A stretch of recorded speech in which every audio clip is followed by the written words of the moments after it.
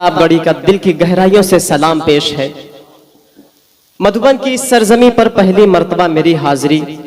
میں کمیٹی کے تمام ذمہ داروں کا شکریہ ادا کرنا چاہوں گا۔ منظر امام صاحب، نیاز احمد انصاری صاحب، محمد قاسم صاحب، مخیا چادی صاحب اور عقیل الرحمن صاحب کا، جنہوں نے مجھ جیسے ناچیز کو اتنے اچھے عالیشان مشاعرے میں مجھ جیسے ادنا سے شاعر کا انتخاب کیا۔ چونکہ یہ مشاعرہ شہید ناصر حسین صاحب کی یاد میں منعقد ہے، تو میں چاہ رہا ہوں کہ اس شہید کی یاد میں 4 مصروں سے اپنے شعری سفر کا آغاز کروں۔ ایک بار پورا مجمع تالیاں بجا کر مجھے اجازت دیں۔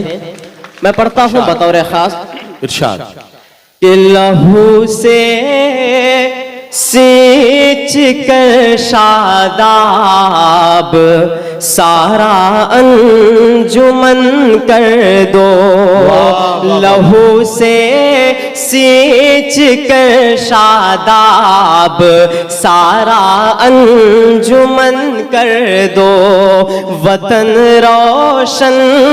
جو کرنا ہے ہون میرا بدن کر دو، وطن روشن جو کرنا ہے ہون میرا بدن کر دو، وطن کی آن کی خاطر ہماری جان حاضر ہے، وطن کی آن کی خاطر ہماری جان حاضر ہے، مگر یہ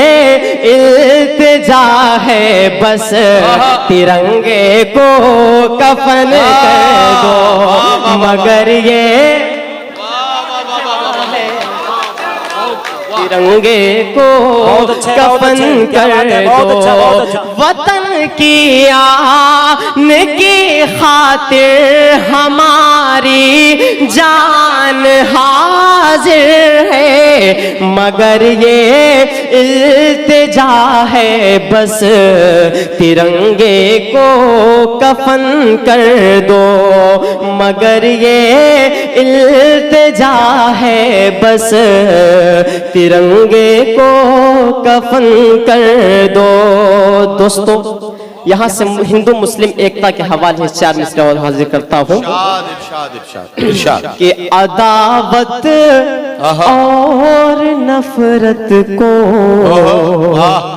کلیجے سے مٹا ڈالے، عداوت اور نفرت کو کلیجے سے مٹا ڈالے، محبت کا شجر ہر موڑ پر آؤ لگا ڈالے، محبت کا شجر ہر موڑ پر آؤ لگا ڈالے، کسی ہندو کو آئے چوٹ تو پھر رو پڑے مسلم، کسی مسلم کو آئے چوٹ تو پھر رو پڑے ہندو، چلو مل کر پرانا ہم وہی بھارت بنائیں، چلو مل کر پرانا ہم، بہت عمدہ شعر، واہ بہت خوب، واہ واہ واہ واہ واہ، بہت عمدہ، بہت عمدہ، واہ، چلو مل کر پرانا وہی بھارت بنا ڈالیں۔ مشاعرہ کمیٹی نے اتنا شاندار آیوجن کیا ہے، میں چاہتا ہوں کہ ان کی حوصلہ افزائی کے لیے ایک بار آپ سب کی زوردار تالیاں ہونی چاہیے۔ دوستو،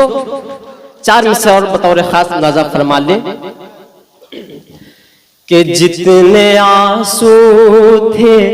نادم میرے ہو گئے، جتنے آنسو تھے نادم میرے ہو گئے، جا کے دشمن یہ ظالم میرے ہو گئے جتنے آنسو تھے نادم میرے ہو گئے جا کے دشمن یہ ظالم میرے ہو گئے آہ میری یہ سنتے نہیں ان دنوں آہ میری یہ سنتے نہیں ان دنوں آہ میری یہ سنتے نہیں ان دنوں جیسے پتھر کے حاکم میرے ہو گئے جتنے آنسو تھے نادم میرے ہو گئے جا کے دشمن یہ ظالم میرے ہو گئے جتنے آنسو تھے دوستو آئے دن ملک میں نفرت بھری بیانوں کی بمباری ہوتی رہتی کوئی کہیں سے تو کوئی کہیں سے مسلمانوں کو گھسپیٹیاں اور نہ جانے کیا کیا بولتا رہتا ہے ایسے بیان دینے والے لوگوں کو ایسے بیان دینے والے لوگ ہماری گنگا جمنی تہذیب کے لیے کینسر سے بھی خطرناک ہے ایسے لوگوں کو تو سیدھا پھانسی کے پھندے پر لٹکا دینا چاہیے میں 4 مصرے حاضر کرتا ہوں کہ ہے جس کے سینے میں